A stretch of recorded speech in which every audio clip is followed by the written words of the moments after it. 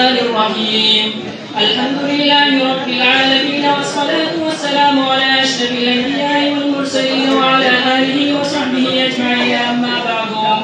فإن أصدق الحديث كتاب الله تعالى، وخير الهدي هدي محمد صلى الله عليه وسلم، وشر الأمور محدثاتها، وكل محدثة بدعة، وكل بدعة ضلالة، وكل ضلالة في النار. اللهم صل على سيدنا ومولانا محمد وعلى آل سيدنا ومولانا محمد وبارك وسلم عليه. نقول حدثنا شيخنا ومولانا وسيدنا الحافظ محمد إحسان الله حفظه الله تعالى ونفعنا بعلومه،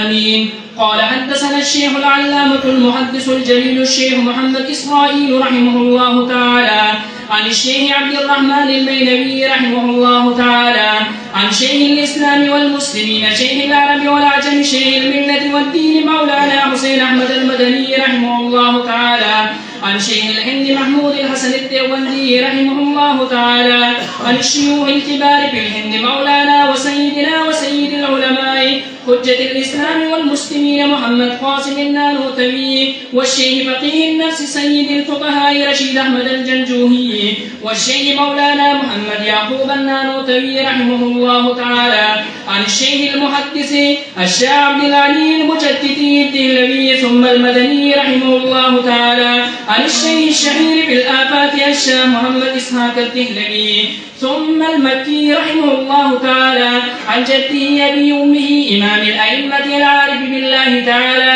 الشيخ عبد العزيز المحدث الدهلوي رحمه الله تعالى عن إمام الأئمة مرجع الأسانيد في الهند إمام المنقول والمعقول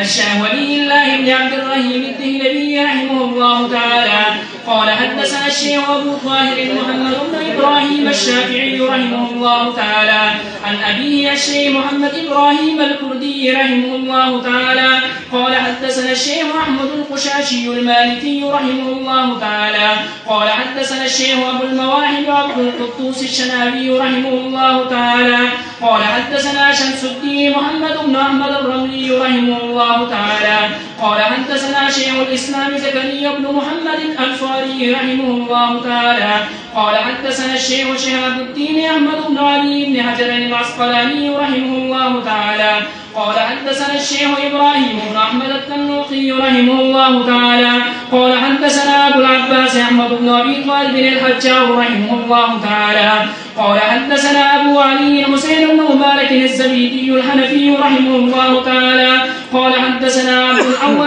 عبد الأول بن عيسى الهروي رحمه الله تعالى قال حدثنا أبو الحسن عبد الرحمن الداودي رحمه الله تعالى قال حدثنا أبو محمد عبد الله بن أحمد السرخسي رحمه الله تعالى قال حدثنا أبو عبد الله محمد بن يوسف الفربري رحمه الله تعالى قال حدثنا أبو عبد الله محمد بن إسماعيل بن إبراهيم بن المغيرة بن بردبة الجعفي اليماني البخاري رحمه الله تعالى اللهم انفعنا وارفعنا بعلومهم وعلومكم أجمعين، آمين يا رب العالمين. قال باب قول الله تعالى ونضع الموازين القسط ليوم القيامة وأن أعمال بني آدم وقولهم يوزنون. وقال مجاهد القسطاس والعدل بالرومية، ويقال والقسط مصدر المقسط وهو العادل، وأما القاسط فهو الجائر. وبه قال حدثنا أحمد بن أشكاب قال حدثنا محمد بن حسين عن عمارة بن الكعكاء عن أبي زرعة عن أبي هريرة رضي الله تعالى عنه وعنهم